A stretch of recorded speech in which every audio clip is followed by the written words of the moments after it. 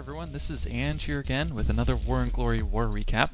This time it was against Osprey, and as you can see it was a victory for us. I will show briefly what they did, but they did not do too great on our bases. Left a lot of two-star attacks, and then down here at the bottom they even had some 2-stars on our Town Hall 8s. So not great attackers, but we did really good.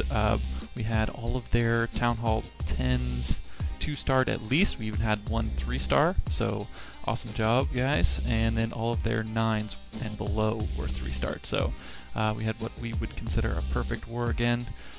So I'm going to show a few attacks. There were some good ones this war. I'm going to start with this 3-star on a Town Hall 10, and this was by a new member, Vincent. So welcome to the clan, man. Awesome job on your I think this was his first attack. If I'm wrong, I apologize, but one of his first attacks at least, and brought a 3-star attack. So let's watch how he does it. Goes ahead and just gets the CC lore just to, I think it was probably a timing thing. He wanted to kill the CC before he got in range of these Infernos, probably. That's my guess. So he just went ahead and pulled it up there so that he could time when he wanted to deal with it, not when the defender wanted him to deal with it. So just pulls it down here, gets his golems going in, nice poison spell right on that CC.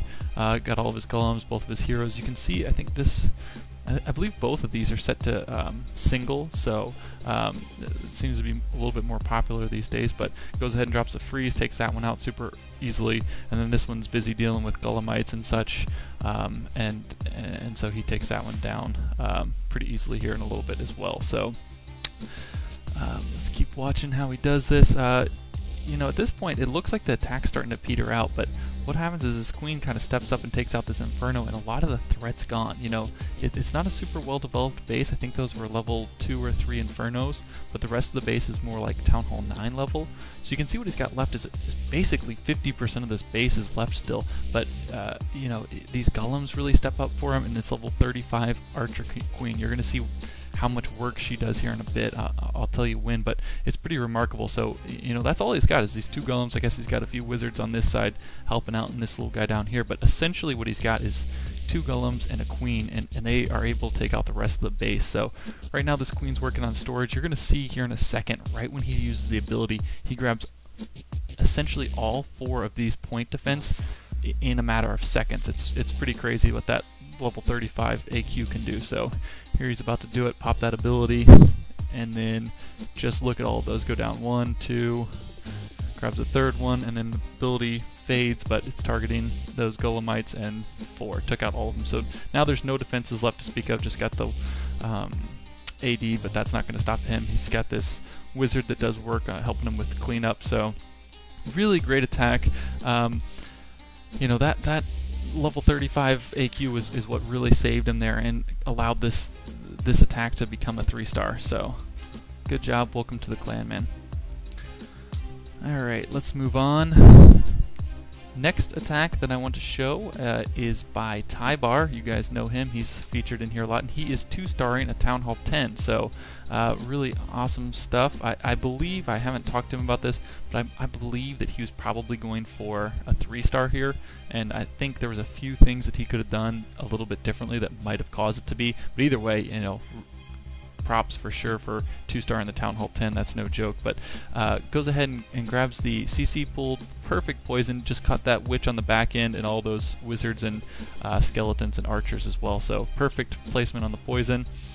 Goes ahead and starts up here with the golem, and as you can see he's got mass witches, and you guys saw he dropped those quakes, just bust this base wide open. So he wants all those skellies to go in on there. He's got these level 1 Infernos that are set to single, and then keep an eye, this is really sweet down here. Drops the golem and 2 healers, and just kind of every once in a while glance over at that golem and watch how long he keeps alive. So this is the only critique I have of this attack, was maybe if he had created a little bit of funnel, I think those heroes would have gone in a little bit better. A few more of the witches would have gone in, and maybe if this Archer Queen goes in the center, I think he maybe pulls off a 3-star here. I'm not sure. I'm not sure exactly what his plan was, but either way, you know, awesome attack. So this golem down here is just doing work. He tanked that whole bottom section. It allowed this BK to keep up longer because he's not getting hit by those things. Allowed these wizards to pick up a lot of extra percentage here. You're going to see these witches in the middle take out that town hall, and then he's already got the percentage. You know, just grabbed so much percentage, so much value out of this golem and 2 wizards and 2 healers over here. So at this point, you know, he grabs a lot more percentage, but you can see that the attack's starting to peter out. I think, like I said before, if he had just had a few more things that it would have come down the center rather than kind of wrapped around, he could have maybe punched through, got this area here, and then been able to go out from there and possibly grab the 3-star. But you know, really awesome attack. Tyebar, he's always bringing really great attacks, and this time beating up on a Town Hall 10, so really cool. Alright, let's move on. This attack is by Bubbles on their number 12, and the main reason I wanted to show this attack is look at the size of his heroes. He's got a level 10 BK and a level 15 AQ against a max Town Hall 9 other than walls and heroes. So normally, kind of in my head, I've always assumed that you need basically 15 heroes to get something like that accomplished, but Bubbles here showing that it can be done with just this little level 10 BK. Just brings a really great attack, and that allows him to grab it. So anyway, I don't know if you guys have been noticing, but they've had really weird CCs that have been able to be poisoned, so that's one thing that made this attack maybe a little bit easier. But he drops that poison perfectly, and he's deploying his Hogs surgically. Dropped a few up here at the top, bulk of them down here at the bottom, and just nice heals. He's still got 1 heal in the bag. He's got this golem alive that's tanking so much up here. His queen survived the situation, so she's doing a lot of work and is going to help with cleanup. And then just drops that last heal over those high HP stuff. So what he's got now is, you know, 5 defenses, maybe a whole pack of Hogs left still, and this golem up here is still just tanking everything. So these Hogs aren't even getting hit for this last little bit. AQ's still got her ability, just completely demolish this base. He's got 2 wizards down here already starting on cleanup. No question whatsoever, this is going to be a 3-star.